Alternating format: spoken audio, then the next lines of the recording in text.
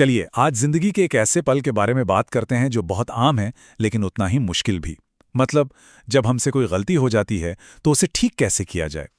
ये एक ऐसा सवाल है जो मुझे लगता है हम सबने कभी ना कभी खुद से पूछा ही होगा। तो इसका जवाब ढूंढने के लिए आइए एक छोटी सी कहानी की मदद लेते हैं। तो कहानी शुरू होती है एक बिल्कुल आम दिन से, एक आम पल से, और हम देखेंगे कि कैसे एक छोटा सा हादसा एक बड़ी इमोशनल उलझन में बदल जाता है। सब कुछ एकदम नॉर्मल था। चाचा, एक बच्चा स्कूल के कॉरिडोर में अपनी पूरी एनर्जी के साथ भाग रहा था। जानते हैं ना, बच्चों वाली वो मासूमियत भरी दौड़ जो स्कूलों में अक्सर सुनाई देती है। और बस यहीं पर सब कुछ बदल गया। यहाँ गलती से शब्द पर गौर करना बहुत जरूरी है। देखिए, चाचा का इरादा किसी को चोट पहुंचाने का बिल्कुल नहीं था, लेकिन कभी-कभी इरादे से ज्यादा असर मायने रखता है। इस टक्कर का नतीजा फौरन सामने आया। उस लड़के को तो शारीरिक चोट लगी, लेकिन चाचा पर इसका असर इमोशनल था। वो एकदम से सहम गया, डर गया। तो जो बाहर हुआ वो तो हमने देख लिया। अब जरा चाचा के मन के अंदर चलते हैं और उस भारीपन को समझते हैं जो अक्सर एक गलती करने के बाद महसूस होता है। चाचा की हालत को सिर्फ डर नहीं कह सकते। वो डरा हुआ तो था ही, पर साथ ही जो हुआ उसे लेकर बहुत ज्यादा परेशान भी था। ये दोनों भावनाएं, डर और चिंता, अक्सर एक साथ ही आती हैं। ये कितनी दिलचस्प बात है ना कि जब हमारे अंदर इतनी उथल-पुथल मची होती है तो बाहर हम अक्सर एकदम खामोश हो जाते हैं। डर और चिंता हमें कोई भी एक्शन लेने से रोक देते हैं, हमें एकदम चुप करा देते हैं। साइकोलॉजी की भाषा में चा जो महसूस कर रहा था उसे हम कहते हैं गिल्ट, यानी अपराध बोध। और यही वो एहसास था जो उसे चुपचाप सबसे अलग थलग बैठने पर मजबूर कर रहा था, क्योंकि गिल्ट हमें यह महसूस कराता है कि हम शायद अकेले पड़ गए हैं।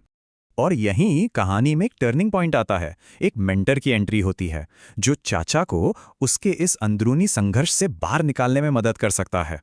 किसी दूसरे की परेशानी को पहचान पाना, इसके लिए ऑब्जर्वेशन और इमोशनल इंटेलिजेंस की बहुत जरूरत होती है। मिस डेरोथी ने सिर्फ देखा नहीं, उन्होंने चाचा की चिंता को महसूस किया। मिस डोरोथी का तरीका बहुत ही असरदार था। देखिए उन्होंने क्या किया। पहले तो उन्होंने नोटिस किया, फिर उसे एक सेफ स्पेस दिया अकेले में बात करने के लिए। उन्होंने बड़े धैर्य से उसकी पूरी बात सुनी और फिर सिर्फ सलाह नहीं दी, बल्कि उसे प्रॉब्लम सॉल्व करने के लिए सही कदम उठाने में मदद भी की। तो चलिए अब इस सफर के आखिरी पड़ाव पर चलते हैं, ये देखने के लिए कि कैसे सही गाइडेंस में उठाया गया एक कदम एक बहुत बड़े इमोशनल बदलाव की वजह बनता है। अच्छा, एक राहत की बात यह थी कि लड़के के शारीरिक चोट का ध्यान रख लिया गया था, तो अब पूरा फोकस इमोशनल हीलिंग पर किया जा सकता था। और ये है कहानी का क्लाइमैक्स। माफी मांगने का एक बहुत ही सरल लेकिन उतना ही शक्तिशाली काम। ये एक ऐसा कदम था जो दोनों के बीच के उस अजीब से तनाव को खत्म कर सकता था। अब जरा इस स्लाइड को देखिए। ये जो बदलाव है ना, ये कमाल का है।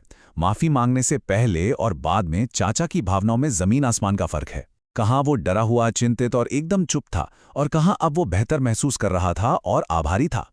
कहानी का अंत होता है चाचा के आभार से, जो वो मिस डोरोथी के लिए महसूस करता है। ये हमें फिर से याद दिलाता है कि इस पूरी प्रक्रिया में एक मेंटर की भूमिका कितनी कीमती थी। तो अगर हम पूरी कहानी को समेटें तो ये 4 सिंपल स्टेप्स में नजर आती है। एक अनजाने में गलती होना, फिर गिल्ट महसूस करना, किसी भरोसेमंद इंसान से गाइडेंस मिलना, और आखिर में जिम्मेदारी लेकर राहत महसूस करना। ये एक यूनिवर्सल पैटर्न है। और ये कहानी जाते जाते एक सवाल छोड़ जाती है। जब किसी से गलती होती है तो वो कौन है जो मिस डोरोथी की तरह सही रास्ता दिखाता है? ये सोचने वाली बात है ना।